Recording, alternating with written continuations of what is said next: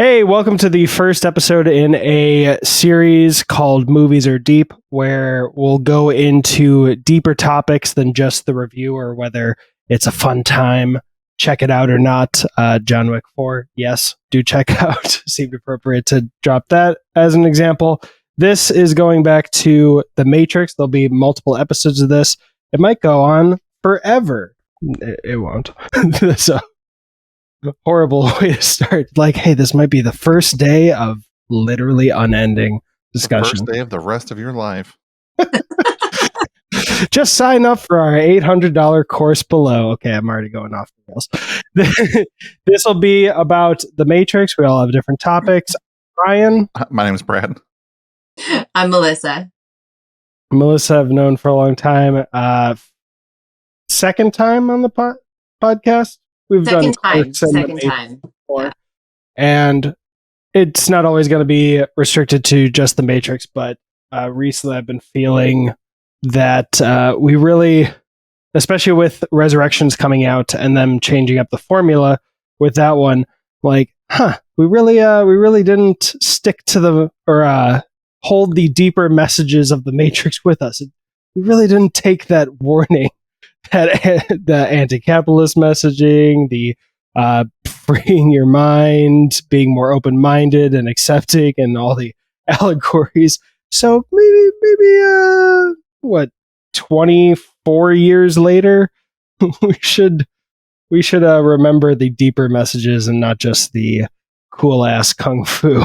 Maybe do something about it before it's way too late.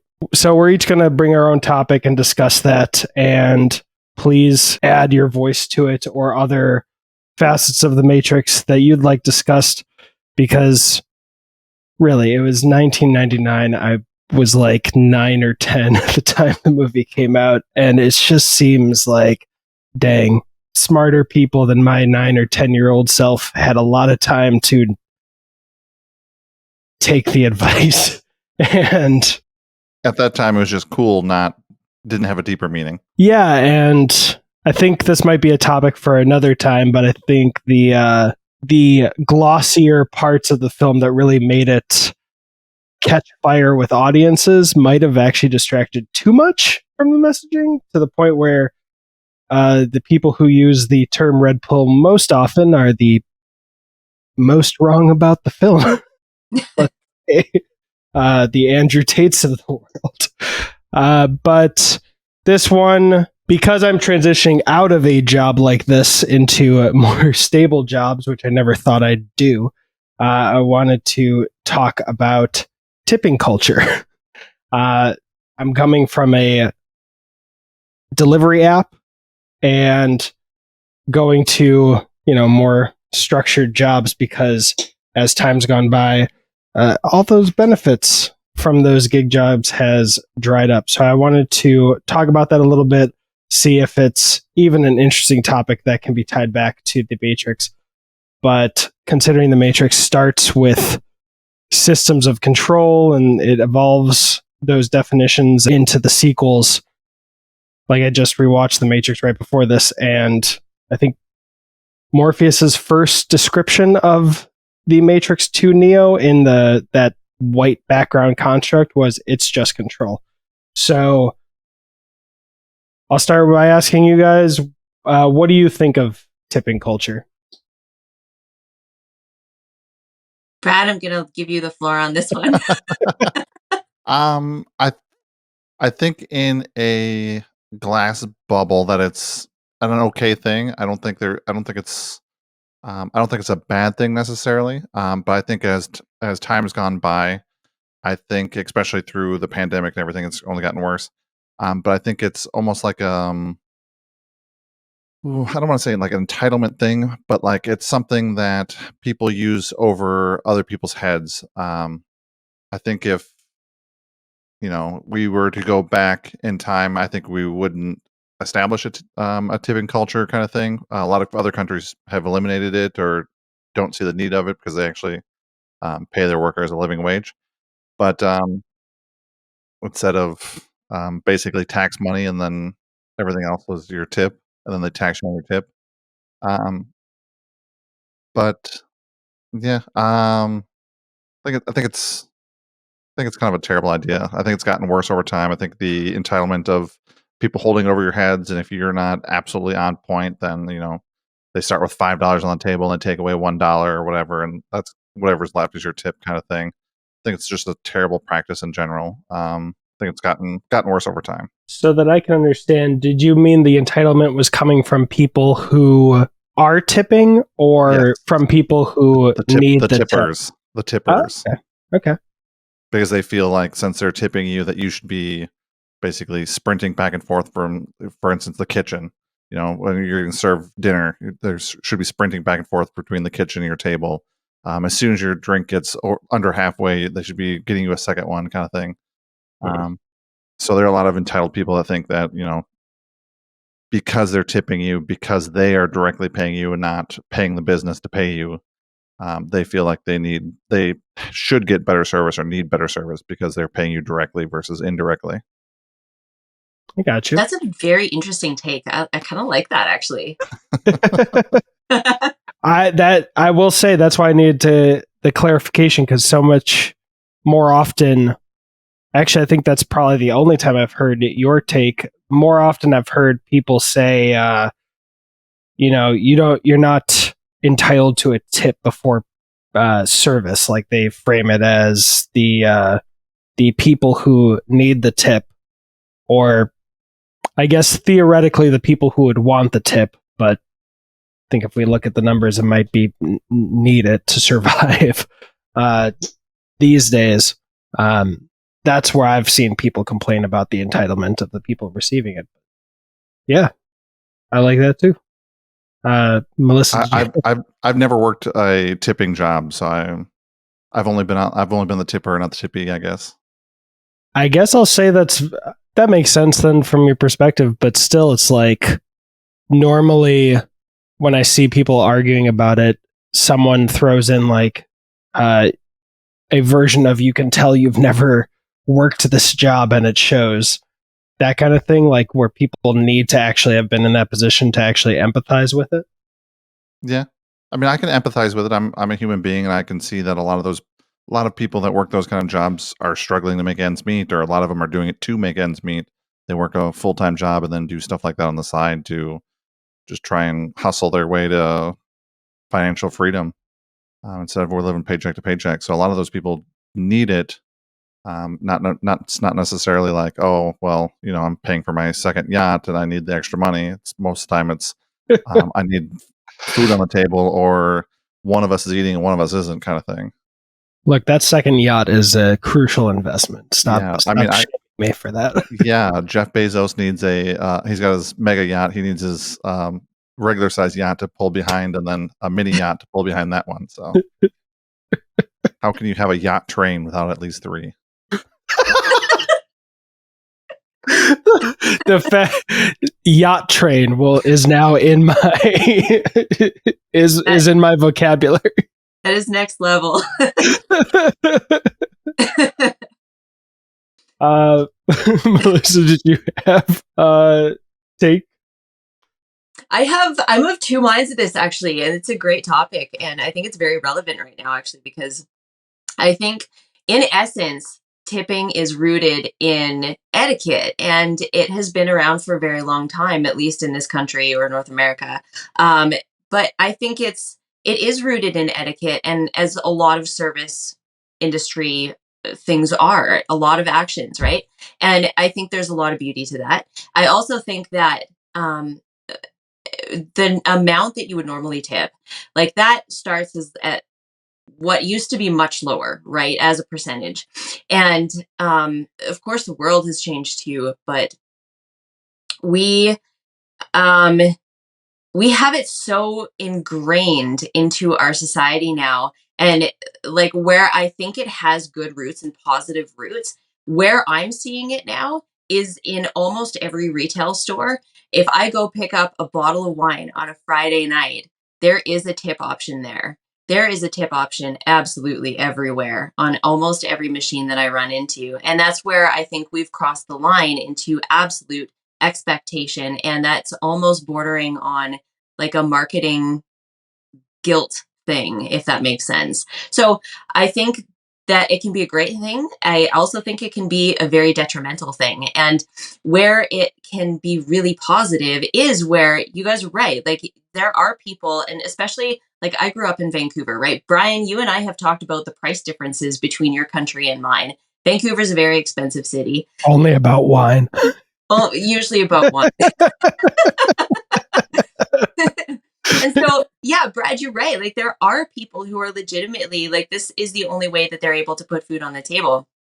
And so I think that's very valid too. But in a good restaurant, like a higher end restaurant with good service and knowledgeable wait staff, like I think if things are really going sideways, then communication, guys, we have to communicate. If things are really going rotten in that restaurant, then that can be reflected in the tip. But I think we need communication too, and we need to have a lack of entitlement for both parties.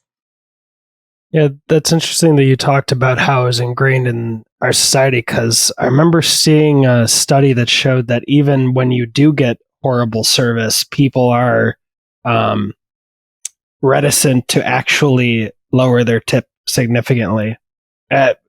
This was long enough ago that I don't know if that factors in delivery apps, because that's a different kind of flexibility when you don't have to look somebody in the eye.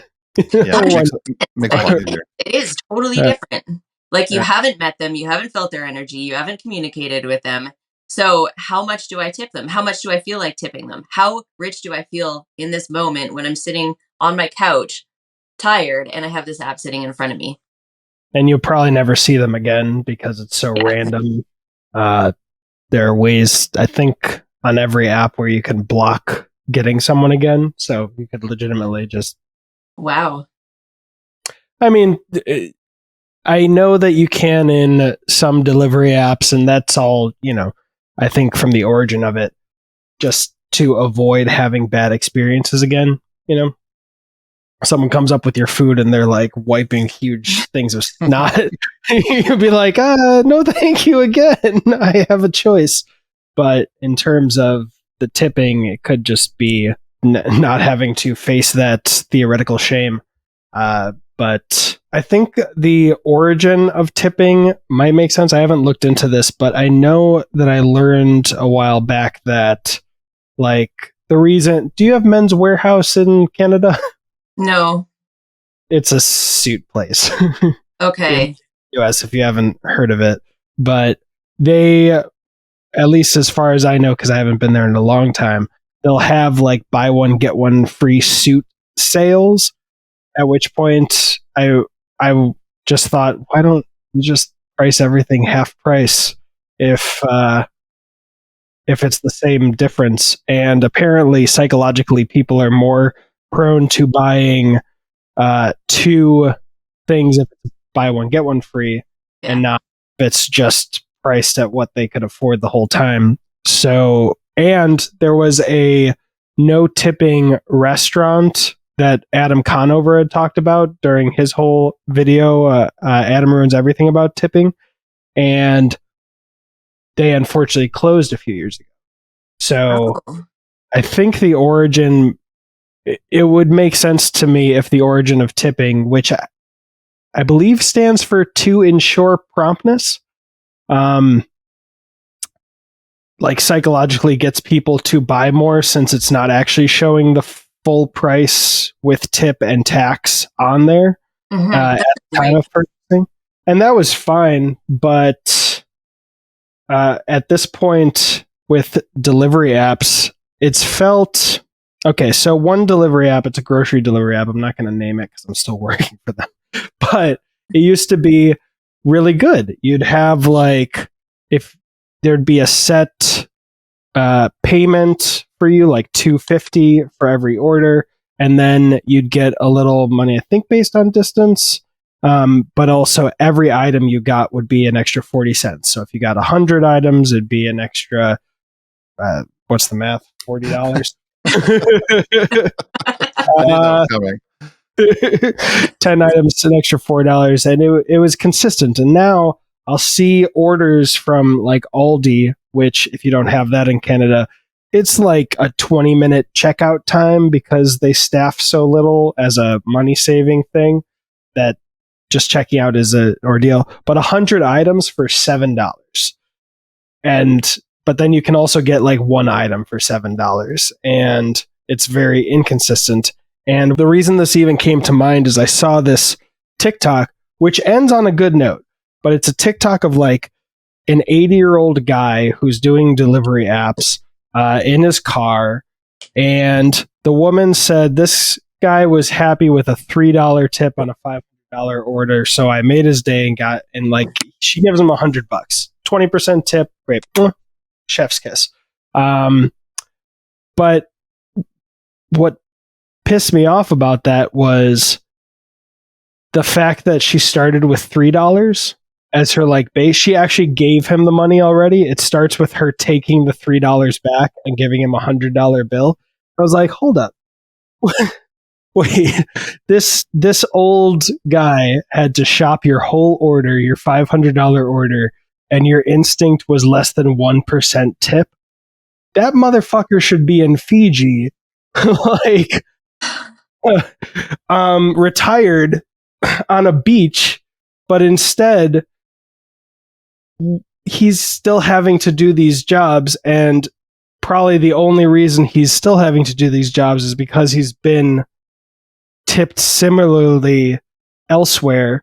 And I was just like, this is, and they got 10 million views on it, which really pissed me off because if they're monetized, they made like $500 by now over just tipping what in my household was the base. I know it's like 10 to 20%, but that just pissed me off because I was like, what the fuck is this $3? And she took the $3 back. So I was like, wait, this person bought $500, had a $100 bill or $100 in cash on hand somewhere, and then tipped $3 and thought that'd be cool. Only changed their mind because they're old. So I made this whole video, and someone was like, the entitlement of being tipped beforehand, which is not true. The app that I use lets you lower your tip within 2 hours of being delivered if it's a bad job, or increase it from 48 hours. So you could, the reason I'm mentioning that is because the first response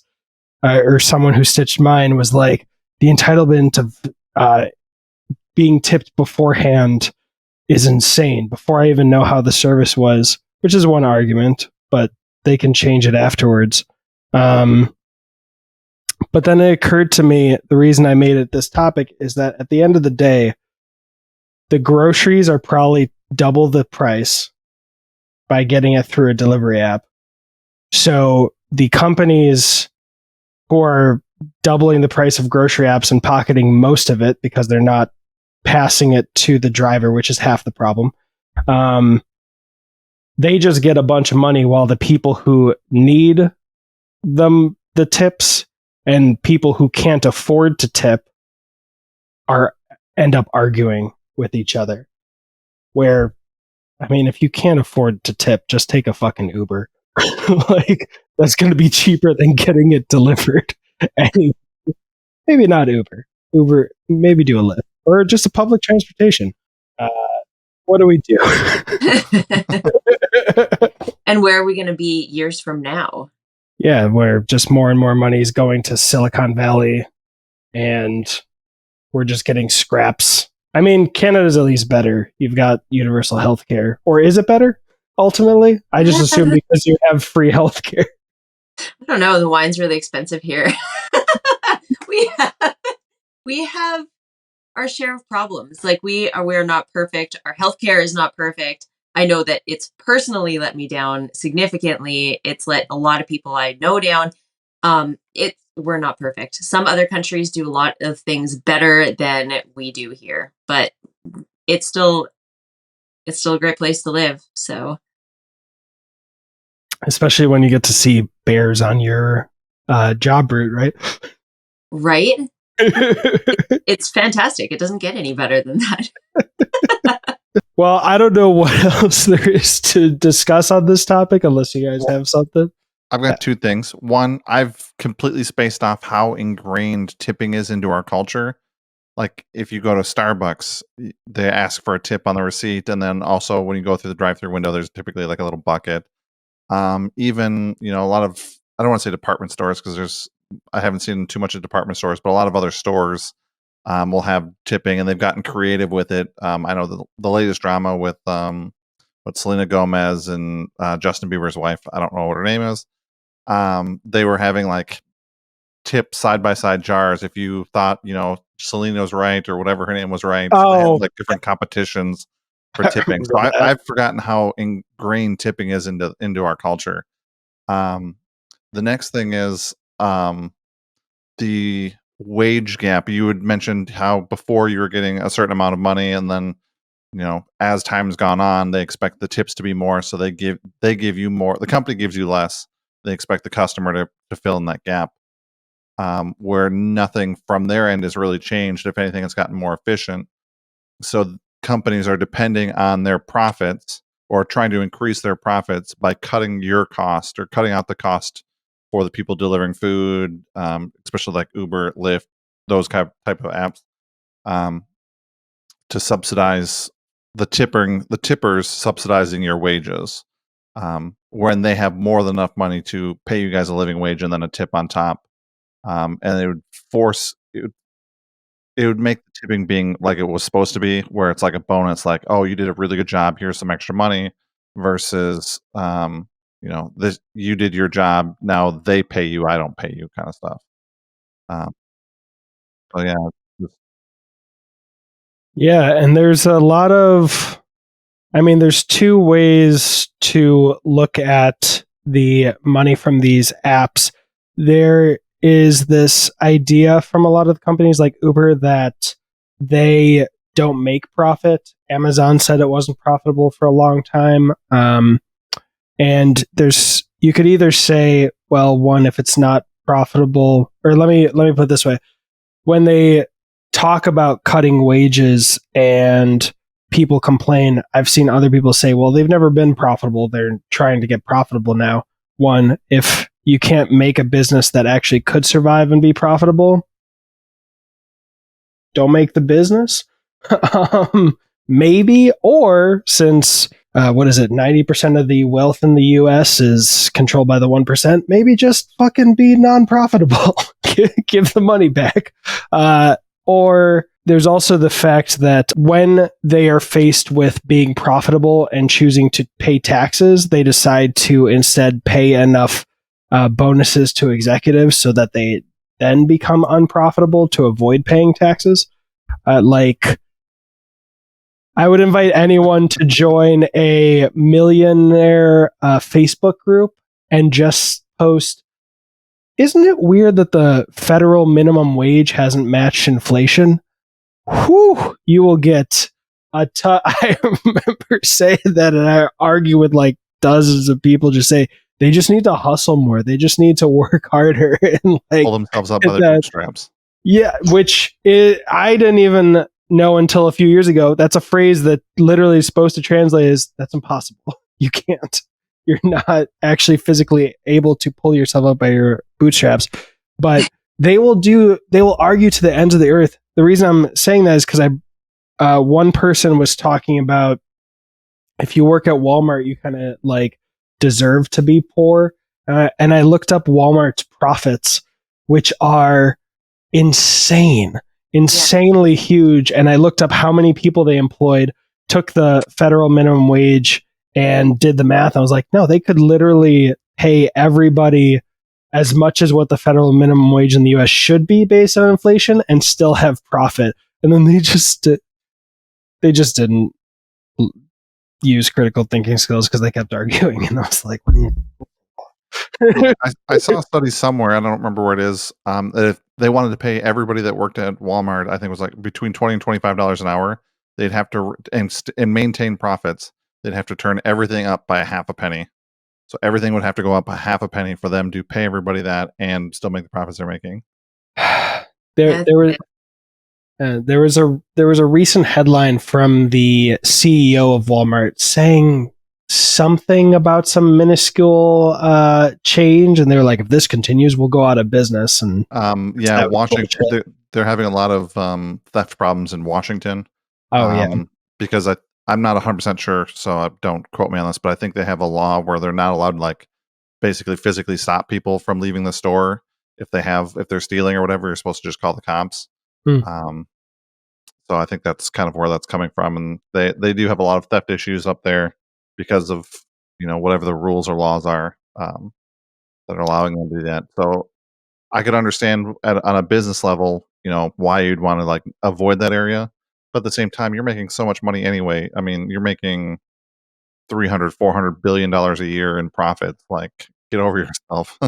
Yeah, they crunched the numbers. The theft was a minuscule amount, and what they have insurance for stolen items as well, so they're not even losing money. Yeah, I mean, it's just ridiculous. I mean, they need a mega yacht to pull their regular yacht, to pull their mini yacht, to pull their kayak or whatever, but to pull their wall yacht, like Walmart.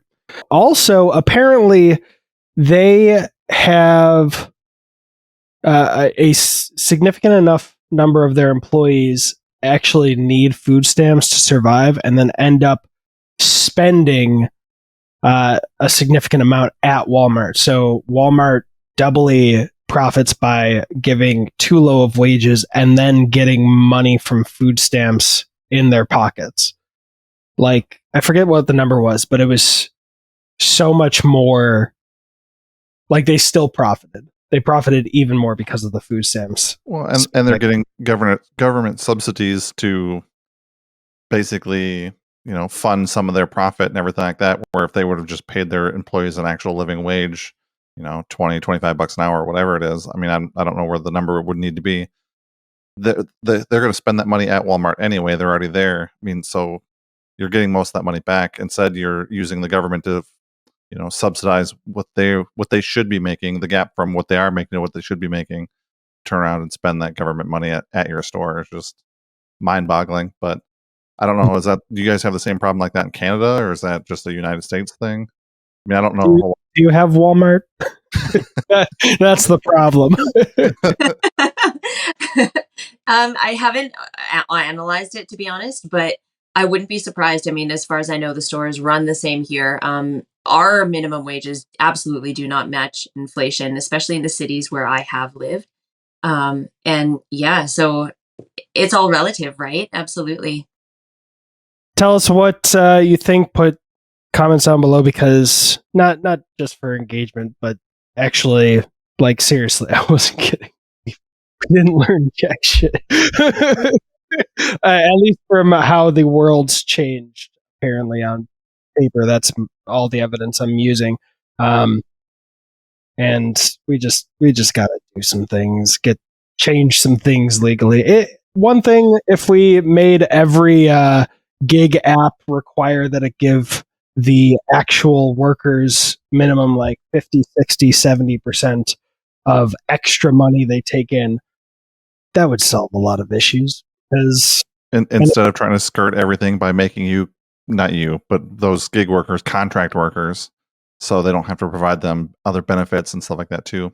See, even that, I don't feel too strongly that that's necessary, only because when I started doing like Lyft and Uber, it was good enough that I could cover everything and feel flush and have like the money I needed to spend. And it was a 70-30 split before they changed things to make it disconnected.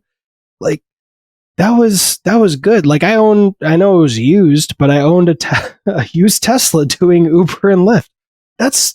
I felt like a baller. I didn't have to worry about my rent. I could actually pay off or start taking chunks out of bills and increase my my credit score. Yes, extra stuff and like medical care is good, but if you're being paid enough, you can provide for yourself at a certain point. And if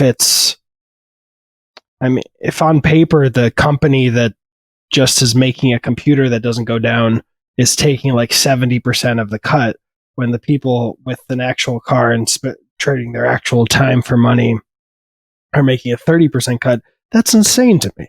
So Yes, I agree with you, but I'm even happy with a half measure. Just something that, just broadly speaking, puts a cap on how much these faceless billionaire investment funds can take, and limits how much they can screw over the employees. Because the reality is, there's just too many people where change without laws would actually take effect. As in, like, everyone working these gig jobs can't just protest. Like, that's a theoretical thing that could change things, but they just can't. Someone is more desperate and will be willing to take less money to be less desperate, and that's fine. But anyway, I'm on a soapbox now. You just need to grind more, Brian. Fuck you. Fuck you, hustle, bro. I'm a sensitive Canadian. You can't say that to me. Look, this is from somebody who owned a Tesla. Fuck Elon Musk. I just know from that hustle culture comment that anyone who's saying that unironically is probably a fan of Musk.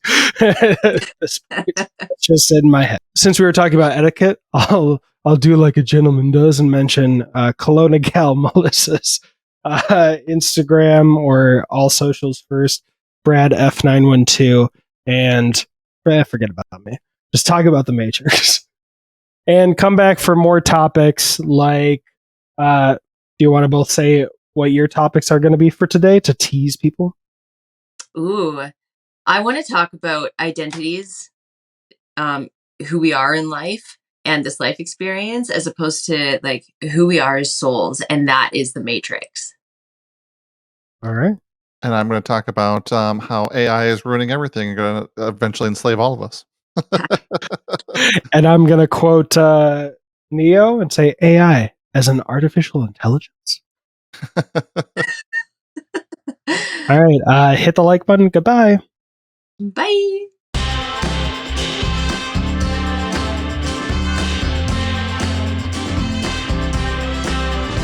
Does that sound like a good idea? Everything sounds good, Brian. Oh, I see the gummies already hitting.